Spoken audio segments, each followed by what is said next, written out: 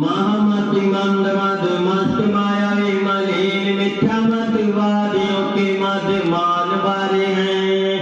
महामति मंद मद मायावी मलिन मिथ्या मतवादियों के मध्य मान मारे हैं। सुंदर सत्याते प्रकाश कवि मानिक सकल तूल संशय निवारे हैं। बन रखवारे दुखियों के दुख टारे तारे कितने कुचालियों के जीवन सुधारे हैं। पाप ताप सागर से देव दयानंद, पाप ताप सागर से देव दयानंद, इत जन तारे जिते नभ में न तारे हैं। इत जन तारे जिते नभ में न तारे हैं। तो इस प्रकार से स्वामी जी का जीवन था, जिनसे प्रेरणा लेकर के और लोग जो कि जिस प्रकार से दीपक के ऊपर पतंगे अपने जीवन की आहुति दे देते हैं, इस प्रकार से न जाने कितने नौजवानों ने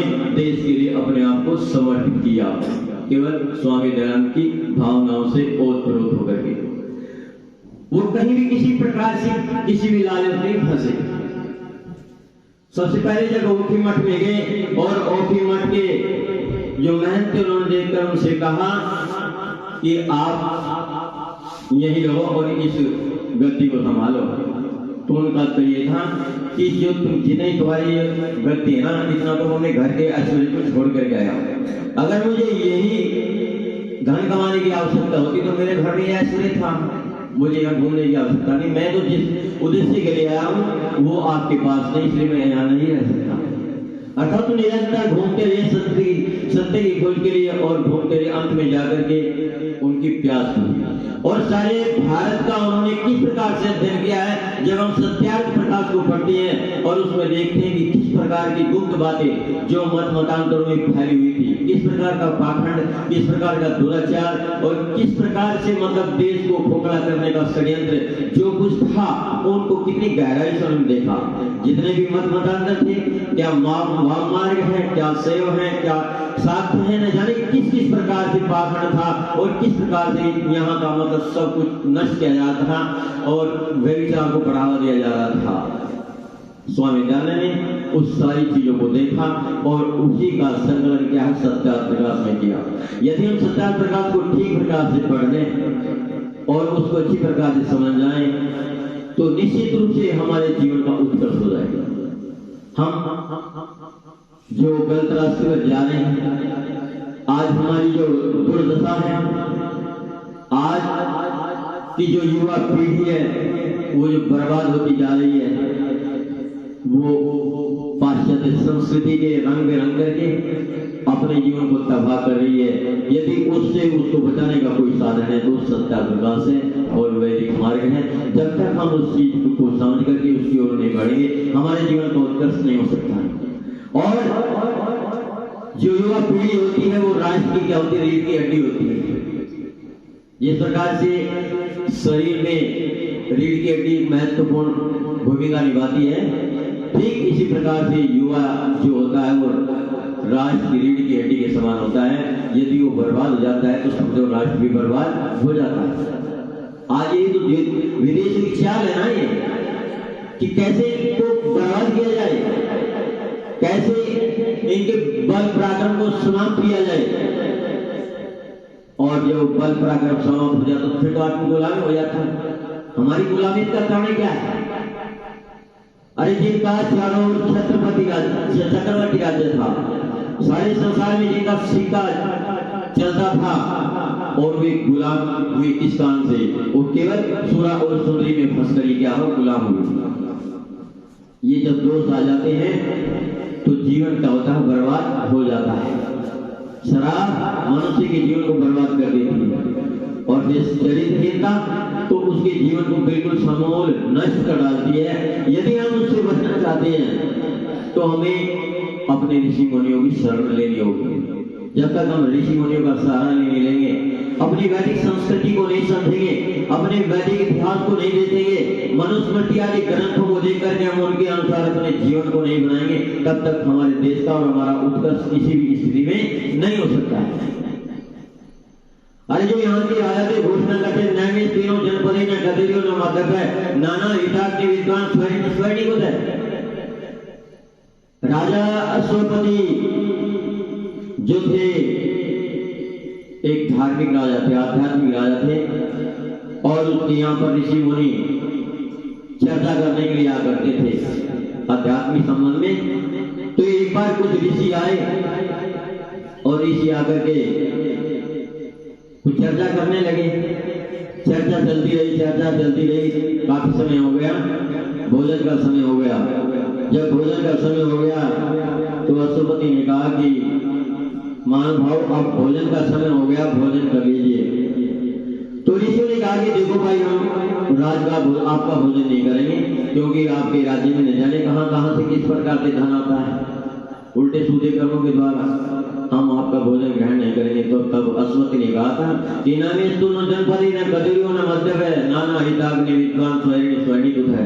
मेरे राज्य में न कोई चोर है, न कोई जार है, और न कोई शराब पीने वाला है, और न कोई ऐसा विद्वान है जो यज्ञ करता हो, और न कोई क्या व्यभिचारी पुरुष है, व्यभिचारी स्त्री तो कैसे होगी। ये घोषणा यहाँ के लोग करते थे, यहाँ के राजा करते थे। और आज की क्या स्थिति है?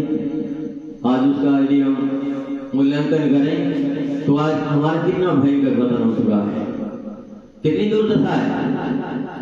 हमारी संस्कृति जो थी वो संस्कृति थी जहां विवाह से पहले स्त्री और पुरुष का मिलना अपराध समझा जाता था, और विवाह के बाद भी केवल संतान उत्पत्ति के लिए, मतलब इतनी पवित्रता थी। और वो जो संस्कृति उससे के माध्यम से जो संतान उत्पन्न होती थी वो उत्तम संतान होती थी, बलिष्ठ संतान उत्पन्न होती थी। और अब संतान उत्पन्न करने का उद्देश्य तो कोई नहीं है ना, वो तो हो जाती है, वो अलग चीज है, लेकिन उद्देश्य नहीं होता ना। जो हम कार्य करते हैं यदि वो उद्देश्य पूर्वक किया जाता है, सोच विचार करके किया जाता है, उसमें निश्चित सफलता होती है। और जो गुणाक्षर ऐसे हो जाता है वो तो कैसा होता है, गुणाक्षर नहीं क्या होता है, लकड़ी है, लकड़ी में घुना लग गया, कीड़ा लग गया, तो बस किसी कारण से अक्षर बन गया, तो वह ऐसा तो बिना सोचे समझे काम कोई हो जाता तो ऐसा है, तो वो उचित नहीं होता। जो हम चाहते हैं उससे नहीं बनता है। तो इस प्रकार से यदि हम अपने जीवन का उत्कर्ष करना चाहते हैं, हमें ऋषियों की शरण लेनी ही होगी। स्वामी दयानंद ने और कुछ नहीं किया। स्वामी दयानंद तो ये कहते हैं कि न मेरा कोई नया मत चलाने का उद्देश्य है, और न कोई मुझे अपना नया मत चलाना है। पुराणियों ने कहा भी उनको कि महाराज आप मूर्ति पूजा का खंडन मत करो, 24 अवतार मानते हैं, आपको 25 अवतार मान लेंगे। लेकिन स्वामी दयानंद ने इनकार कर दिया, मैं ऐसा करने के लिए नहीं आया। मैं तो जो सत्य है उस सत्य को ही कहूंगा, और सत्य को ही करूंगा, और सत्य को ही मानूंगा, और सदा उसी को किया, कहीं समझौता नहीं किया। उदयपुर में जब गए और वहां पर उन्होंने अपना जो उपदेश आदि किया, तो वहां का राजा बोला कि महाराज आप कुछ भी करें, बस केवल एक मूर्ति पूजा का खंडन न करें और वेदों का प्रचार करें। और जो यहाँ का शिवलिंग महादेव की गद्दी है ना, उसकी आप स्वामी होंगे और मैं भी आपका सेवक होगा। तो स्वामी जी कहते हैं देखो, मैं उस परमेश्वर की आज्ञा के विरुद्ध कुछ नहीं कर सकता हूं। आपके राज्य में तो मैं एक दौड़ लगा करके पार कर सकता हूं, लेकिन तो उस परम पिता परमात्मा की विस्तृत राज्य से मैं कभी भी बाहर नहीं जा सकता हूं। तो मैं गलत कार्य नहीं कर सकता हूं। जो वेदों के अनुसार है, जो वेदों के अनुकूल है, और जो वेदों से मान्यता प्राप्त है, मैं उसी बात को कहूंगा और उसी बात को करूंगा, चाहे कुछ भी हो जाए। तो इस प्रकार से सत्य के आग्रही थे, इसलिए उन्होंने क्या नियम बनाया कि सत्य के ग्रहण करने और सत्य के असत्य के छोड़ने में सजा उद्देश्य रहना चाहिए। और वास्तव में सत्य ग्राही थे। एक बार की बात है कि स्वामी दयानंद सरस्वती महाराज कहीं व्याख्यान दे रहे थे, तो वहां कोई शब्द उनसे अशुद्ध भूल गया। एक आदमी ने आकर के कहा कि स्वामी जी आपने शुद्ध या अशुद्ध शब्द बोला। स्वामी जी ने शायद उसको स्वीकार कर लिया, हाँ ठीक है। लेकिन उसने लाइन लगा दी कि देखो स्वामी मैंने आपकी गलती पकड़ ली, मैंने आपकी गलती पकड़ ली। स्वामी ने कहा देखो भाई आपने कहा और मैंने उसको स्वीकार कर लिया, ठीक है गलत है, लेकिन तू जो बार बार ये बात कर रहा मैं उसको भी सही सिद्ध कर सकता हूँ, लेकिन मैं ऐसा करना उचित नहीं समझता। तो सत्य एक राही थे, सत्य को कहीं उन्होंने छोड़ा नहीं। कितनी भी आपत्ति आई, कुछ भी हुआ, लेकिन सत्य से बिल्कुल भी हटे नहीं। सारी दुनिया एक तरफ है और वो अकेला एक तरफ है, लेकिन फिर भी किसी के सामने झुका नहीं। किसके कारण से? कि उसके साथ उस परमपिता परमात्मा की विराट शक्ति थी, उसके साथ उस परमपिता परमात्मा की विराट शक्ति थी, वो उसको पूरा संबल देती थी, और इसलिए मरने जीने की परवाह किए बिना वे उस रास्ते पर आगे बढ़ते चले गए। एक बार की बात है, एक आदमी ने आकर के कहा कि स्वामी जी मैं आपसे एकांत में बात करना चाहता हूँ। स्वामी ने कहा कि वो देखो मेरा कार्यक्रम सुबह से शाम का ठीक है, मैं अकेले में बात नहीं कर सकता हूँ। उसने कहा कि पर स्वामी जो प्रातःकाल का समय है उस समय आपसे बात कर सकता हूँ। स्वामी ने कहा देखो भाई वो समय तो मेरे लिए बड़ा कीमती है, उस समय तो मैं उस परमपिता परमात्मा से मिलकर के अपनी शक्ति का उद्घाटन करता हूँ, जिसके बल पर मैं सारा दिन कार्य करता हूँ, वो समय मैं नहीं दे सकता। कहने का मतलब है कि इतने आस्तिक थे वो, परमपिता परमात्मा पर इतनी आस्था थी कि वो अपना वो जो उनका ईश्वर चिंतन का समय था उस समय वो बिल्कुल भी किसी को देने को तैयार नहीं थे। तो जो ईश्वर पर इतना विश्वासी हो वो संसार में किसी के सामने नहीं झुकता। देख लो समाज में, देख लो यदि किसी की मुख्यमंत्री से थोड़ी हो जाती है जानकारी तो वो औरों को तो कीड़े मकोड़े समझता है कि हमारी क्या है, मुख्यमंत्री से वो है जानकारी। मुख्यमंत्री से क्या, अगर कोई जिले में या तहसील में कोई दरोगा आ जाता है ना और थोड़ा बहुत कनेक्शन निकल जाता है, उसको ही मतलब छाती खुला के चलता है कि मैं बहुत बड़ी, मेरे पास पावर है, और प्रधानमंत्री हो जाएगा पता क्या समझने लगता है। लेकिन जो सारे संसार का मालिक है, जो सारी सृष्टि को चला रहा है और जो पूरी शक्तियों से संपूर्ण है, जिसके बिना घटी का पत्ता तक भी नहीं हिलता, जिसकी उसके साथ मित्रता हो जाती है, वो किसी से नहीं डरता। तो इस प्रकार से स्वामी दयानंद का जीवन जब हम देखते हैं, आस्तिकता से परिपूर्ण था, राष्ट्रभक्ति से परिपूर्ण था, सब कुछ उसके अंदर था। जैसा मैं अंग्रेजों की तूती बोलती थी उस समय उन्होंने सत्याग्रह प्रकाश लिखा था, और जिसमें लिखा था कि चाहे विदेशी राजा कितना भी बड़ा क्यों ना, चाहे माता पिता के समान भी क्या हो, पालन पोषण करता हो, लेकिन स्वदेशी राजा क्या है, अच्छा। इतनी हिम्मत किसी की हो सकती है? जहां अंग्रेजी की तूती बोलती थी वैसी बात नहीं। ऐसा ही नहीं, एक बार की बात है, एक अंग्रेज कहीं उनका कार्यक्रम चल रहा था, तो अंग्रेज अधिकारी आया, उसने आकर के कहा कि महाराज आपका कार्यक्रम ठीक चलता है, कोई बाधा तो नहीं इसमें आती, किसी प्रकार की कोई समस्या तो नहीं है, आपकी सुरक्षा का हम कुछ प्रबंध करें? स्वामी ने कहा नहीं, मुझे कोई परेशानी नहीं, मेरा कार्य ठीक प्रकार से चलता है। तो उसने कहा कि जब आप हमारे राज्य में आपका कार्यक्रम ठीक प्रकार से चलता है तो आप परमपिता परमात्मा से ये प्रार्थना भी कर दिया करो कि हमारा राज्य सदा बना रहे। तो स्वामी क्या कहते हैं कि मैं तो ये प्रार्थना करता हूँ परमात्मा से कि कब आप जल्दी से जल्दी यहाँ से बोरिया बिस्तर बांध करके जाए। ऐसी बात कह सकता कोई? तो जब ही अंग्रेजों के दिमाग में जच गया था कि ये सामान्य बाबा नहीं है, ये बाबा क्या है, खतरनाक है। तो इतना निडर आदमी जो किसी से न डरे, वो एक दिव्य शक्ति से आप्लावित होता है, उसमें महान शक्ति होती है। तो उसी के बल पर स्वामी दयानंद ने क्या है, सारे संसार को एक रास्ता दिया। क्या मुसलमान, क्या ईसाई सब उनके विरोधी थे, लेकिन प्रचार प्रकाश में धज्जियां उड़ाई हैं और यहाँ तक धज्जियां उड़ाई हैं कि वो कहते हैं स्वामी वहां समीक्षा करते हुए कि जो ऐसे उपदेश है ना, ऐसे उपदेश को क्या कोई रखे, ऐसे उपदेश को क्या है जो कुरान में उपदेश है ना, इनको कोई नहीं, इनको सुनकर तो अंग्रेज भी मिलाए थे, वो कहते हैं मुसलमान, और उन्होंने सत्ता प्रकाश पर प्रतिबंध लगाने का प्रयास किया था, लेकिन वो लगा नहीं पाए। जोधपुर के राजा के बारे में उन्होंने सुन लिया था कि कुछ चरित्रहीन है, तो उनसे रहा नहीं, हमको पता चल गया था कि बात वहां वैसे आई हुई है।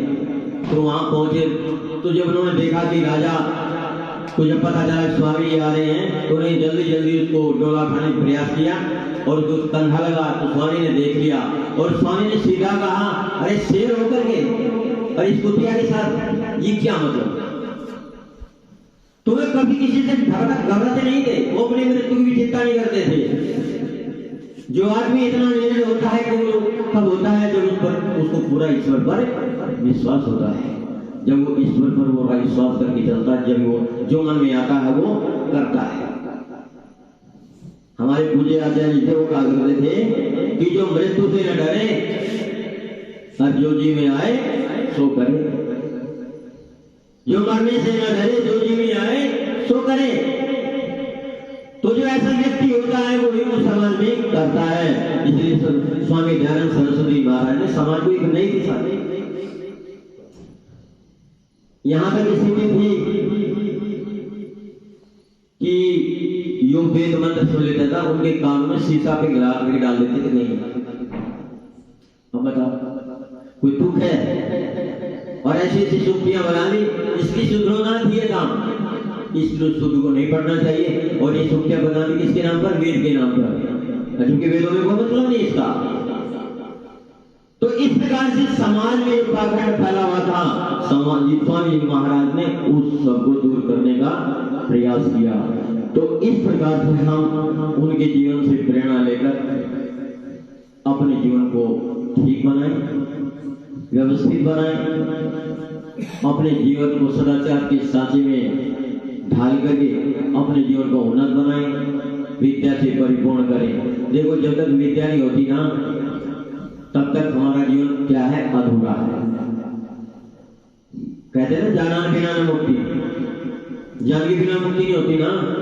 जब तक सही ज्ञान नहीं होगा तब तक हम भटकते रहेंगे, इधर उधर धक्के खाते रहेंगे। लेकिन जब सही ज्ञान हो जाता है तो मनुष्य सचेत होकर के चलता है तो जीवन बढ़िया बन जाता है, योग्य बन जाता है। तो इस प्रकार हम अपने जीवन में अच्छाइयों को धारण करें और बुराइयों से दूर रहें।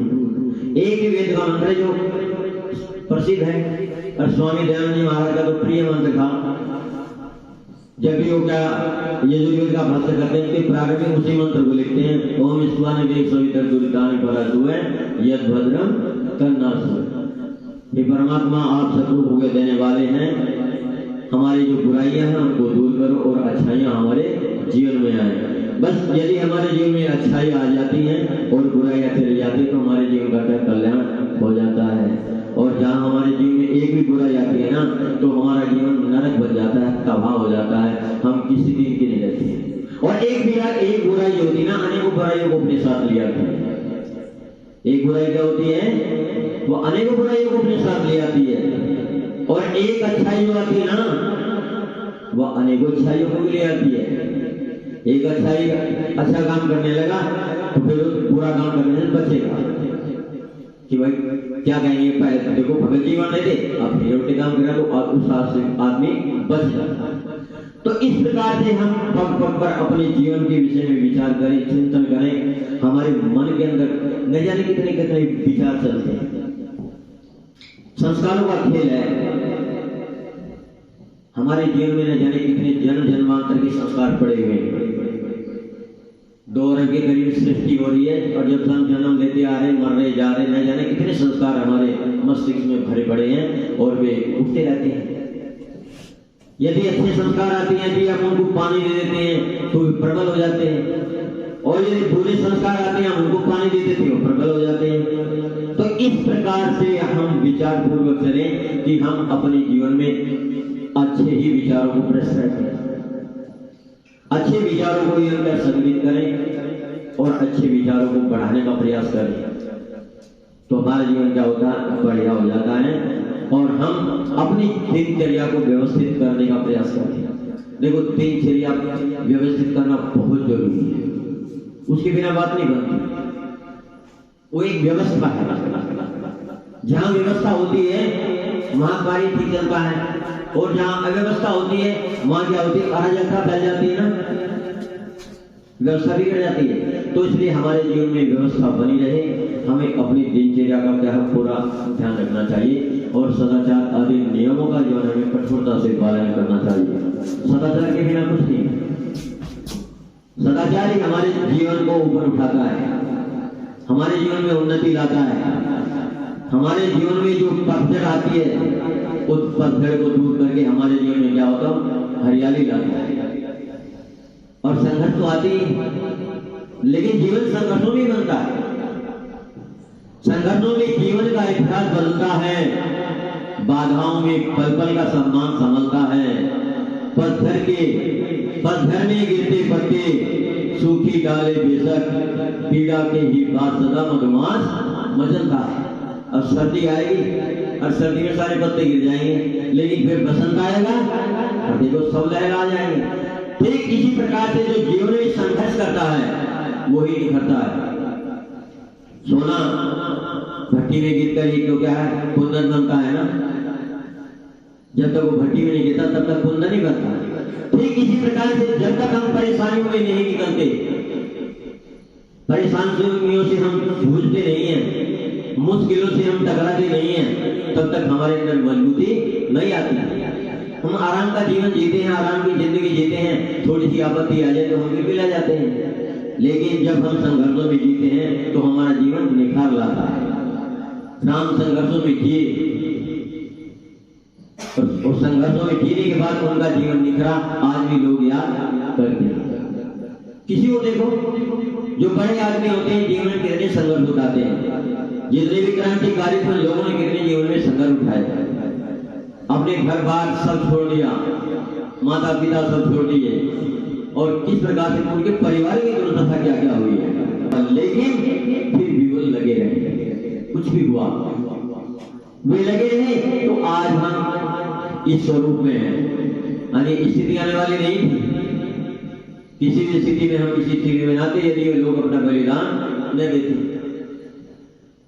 राम चंद्रशेखर आजाद के विषय में कहते हैं कि किसी ने कहा कि कुछ पैसे उनको अपने परिवार वालों को भिजवा दें, तो उन्होंने कहा था कि बस उनके लिए 2 गोली पर्याप्त है, किसी को पैसा नहीं देना, पैसा क्या है, देश के लिए, देश की कार्य में लगेगा।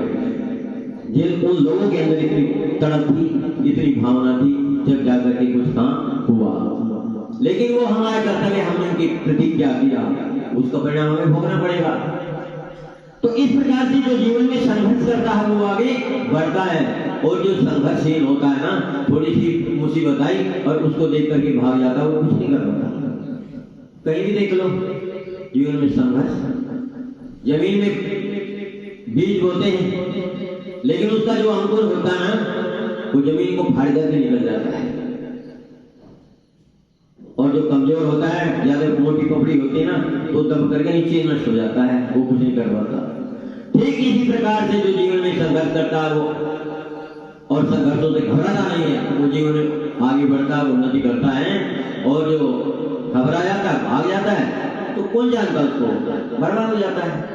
तो इस प्रकार हम अपने जीवन में महापुरुषों के जीवन से प्रेरणा लें, हमें महापुरुषों के जीवनियों को बार बार पढ़ना चाहिए। स्वामी श्रद्धानंद का जीवन कितना पवित्र जीवन था, लेकिन कहां से कहां पहुंचे। महात्मा मुंशीराम जो शराबी कव्वाली थे, और कहां महात्मा मुंशीराम बन गए, जो शराबी कव्वाली व्यक्ति था महात्मा मुंशीराम बन गया संघर्ष के काल से। तो हम अपने जीवन में बुराइयों को छोड़ें और अच्छाइयों को धारण करें।